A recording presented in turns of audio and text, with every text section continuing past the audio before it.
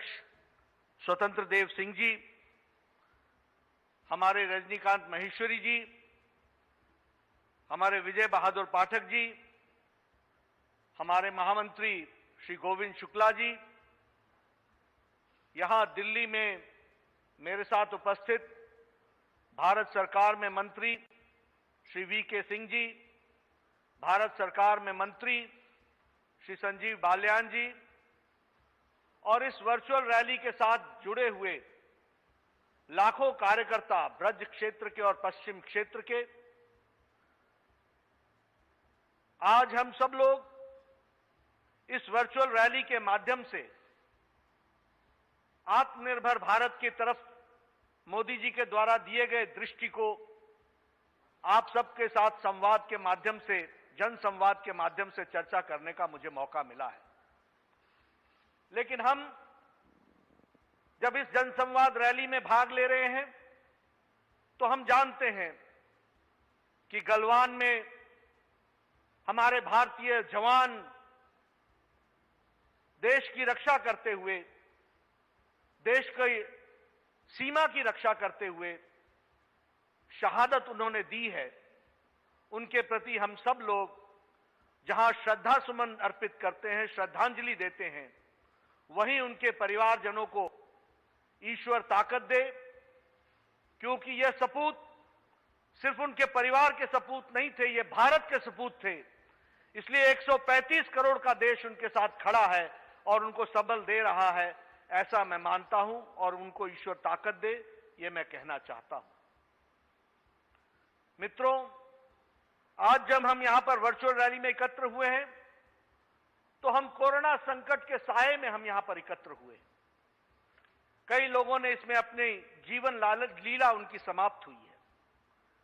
मैं अपनी ओर से और आप सब की ओर से उनको भी श्रद्धांजलि देता हूं और जो लोग कोरोना के संक्रमण से ग्रसित हैं, ईश्वर से प्रार्थना करता हूं कि वो जल्दी ठीक हो और फिर से अपने दैनंदिन जीवन में लगे और साथ ही साथ पिछले 3 महीने से जिस तरीके से कोरोना वायरस के लड़ने वाले कोरोना वॉरियर्स दिन रात काम करते हुए मानवता की सेवा कर रहे हैं, उनको भी मैं साधुवाद देता हूं, हौसला दिलाता हूं।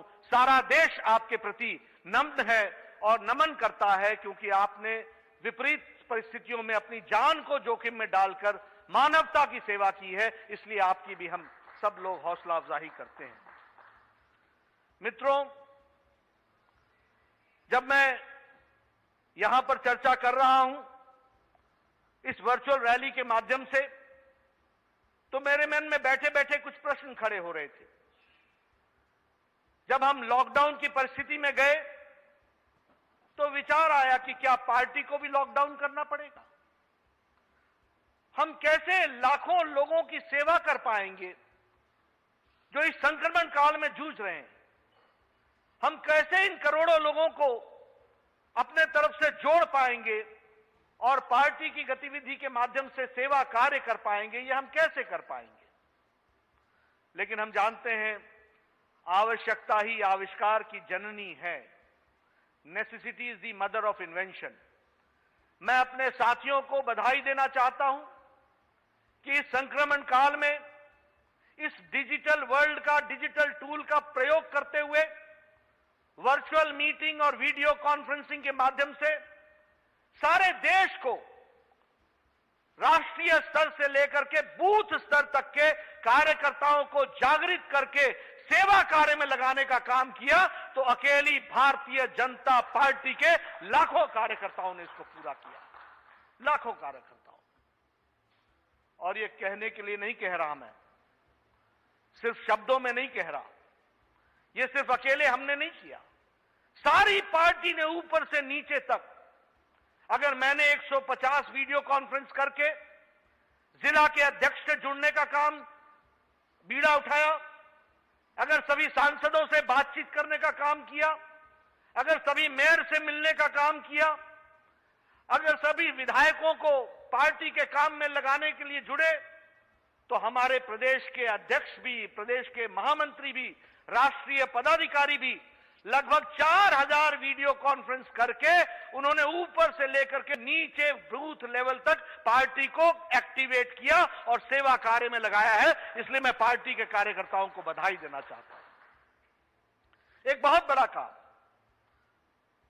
कभी हमने नहीं सोचा था। हमने भी विपत्ति काल में एक छोटे इलाके में छोटे समय तक काम किया था, लेकिन सारी पार्टी सारे देश में इतने लंबे समय तक सेवा कार्य को चलाए, यह छोटी घटना नहीं है।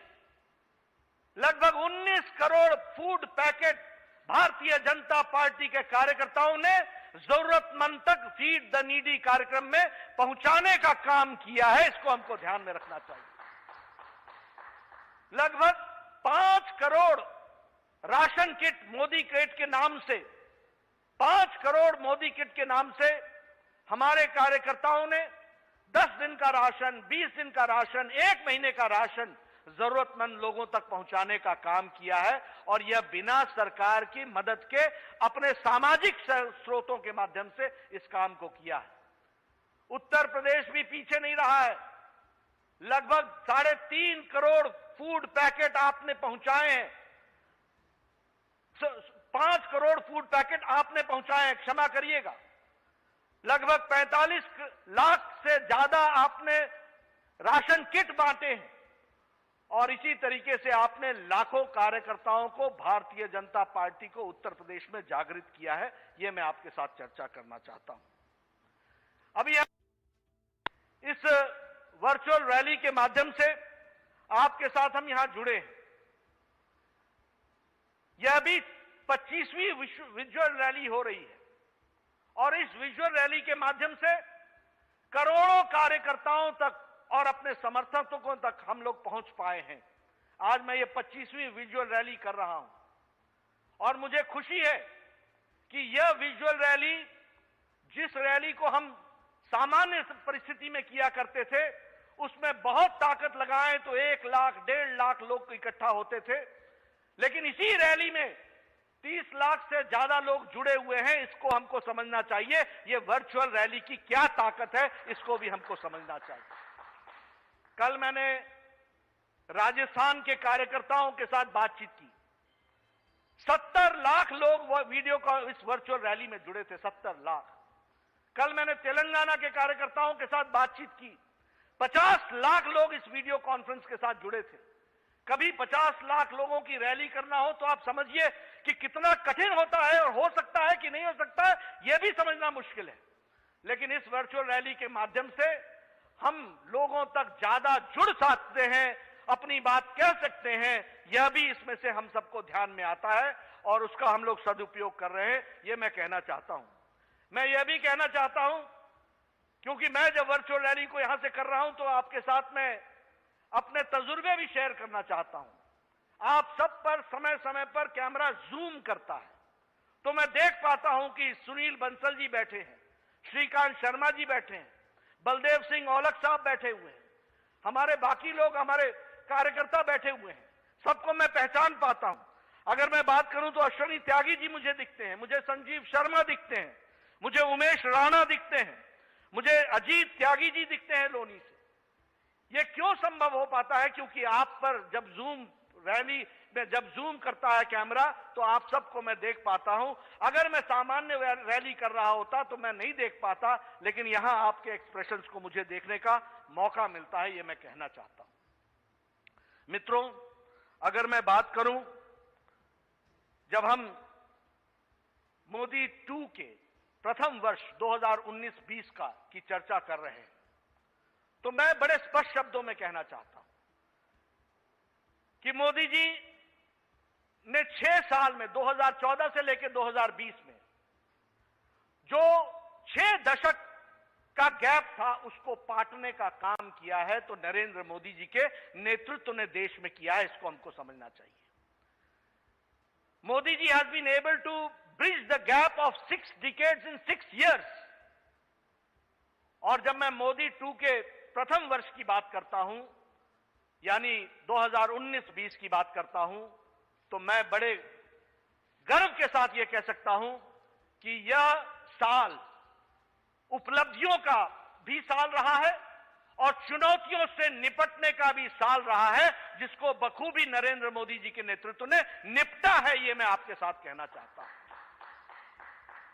आप याद कीजिए कोविड-19 का संक्रमण, जब दुनिया के सारे महाशक्तिशाली देश अपने आप को असहाय महसूस कर रहे थे, छोटे छोटे देश जिनकी संख्या बहुत छोटी है, उनके भी स्वास्थ्य की सेवाएं लगभग असहाय हो गई थी, क्रम्बल डाउन कर गई थी, वह कार्य करने योग्य नहीं रह गई थी, वह एक तरीके से लाचार परिस्थिति में थे। ऐसे में मोदी जी ने 135 करोड़ देश को एक नेतृत्व दे करके, एक सबल नेतृत्व दे करके, एक समय पर लॉकडाउन लगा करके, टाइमली और बोल्ड डिसीजन लेकर के करोड़ों करोड़ों 130-35 करोड़ की जनता को सुरक्षित करने का काम किया, तो नरेंद्र मोदी जी ने किया है, इसको हमको समझना चाहिए। आप याद कीजिए जब उस समय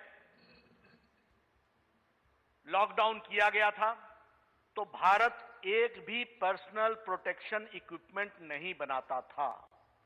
पीपीई किट ये भारत में नहीं बनता था, विदेशों से आता था और सामान्य तौर पर बहुत कम था।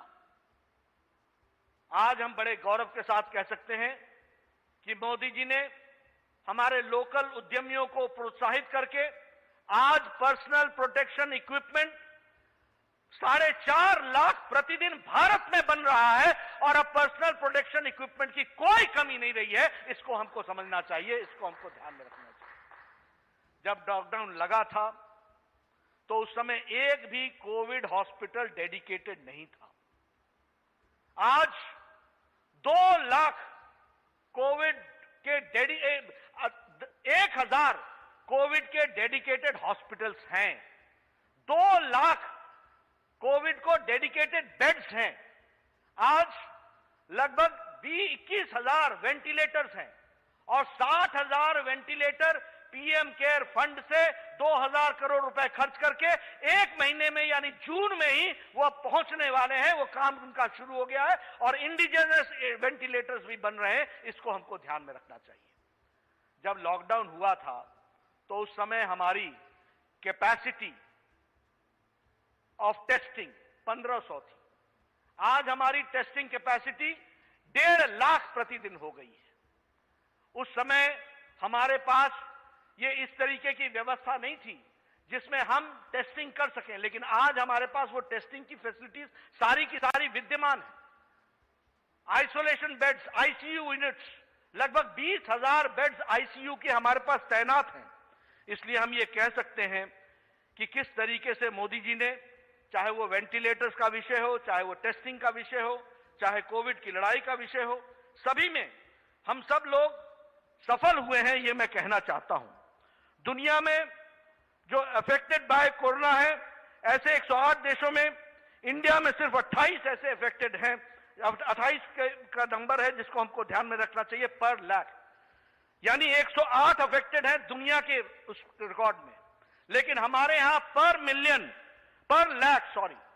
लाख 28 केसेस हैं। इसको हमको समझना चाहिए। इसी तरीके से दुनिया में जो डेथ पर लाख हो रही है वो 5.87 है और हमारे यहां ये 0.92 है। यह भी हमको समझना चाहिए।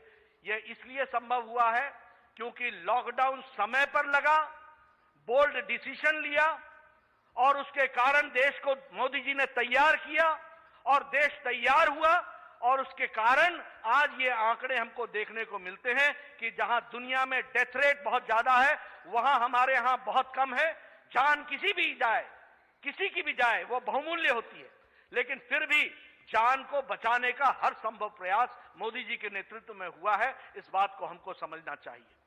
मित्रों, प्रधानमंत्री जी के नेतृत्व में देश ने 2 किस्म के नेतृत्व, 2 विशेष नेतृत्व क्षमताएं देखी। एक कि सारे देश में कोऑपरेटिव फेडरलिज्म के विषय को लेकर के सबको एक लड़ी में पिरो करके सबको साथ लेकर के चलने का काम आदरणीय मोदी जी ने किया है। इसी लॉकडाउन की अवस्था और अनलॉक के परिस्थिति में 6 बार सभी मुख्यमंत्रियों के साथ उन्होंने विचार विमर्श किया। कैसे हमको कोरोना के साथ लड़ाई लड़नी चाहिए, क्या करना चाहिए, किस चीज को हमको पूरा करना चाहिए, क्या व्यवस्था करनी चाहिए, आपके यहां क्या चल रहा है, आपके क्या सुझाव हैं। इन सारी बातों को पूरा करने का काम मोदी जी ने 6 बार मुख्यमंत्रियों को मिलाकर के यह काम किया है। हम यह भी जानते हैं कि कुछ मुख्यमंत्रियों के अपने एजेंडे रहे होंगे, कुछ की अपनी समस्याएं रही होंगी, कुछ के अपने राजनीतिक एजेंडे भी रहे होंगे, लेकिन उसके बावजूद भी एक लड़ी में सबको पिरो करके चलाने का काम और देश को नेतृत्व देने का काम और कोऑपरेटिव फेडरलिज्म को लेटर और स्पिरिट में इंप्लीमेंट करके देश को कोरोना से लड़ने की ताकत देने का काम नरेंद्र मोदी जी ने किया है। इस बात को हमको समझना चाहिए। यही नहीं, जन भागीदारी। हमने सुना था कि जब लाल बहादुर शास्त्री जी कुछ आह्वान करते थे या किया था 1965 की लड़ाई में, तो दुनिया ने उसको एक बुलेटिन में हर खबर, देश के नंबर 1 न्यूज नेटवर्क का नंबर 1 न्यूज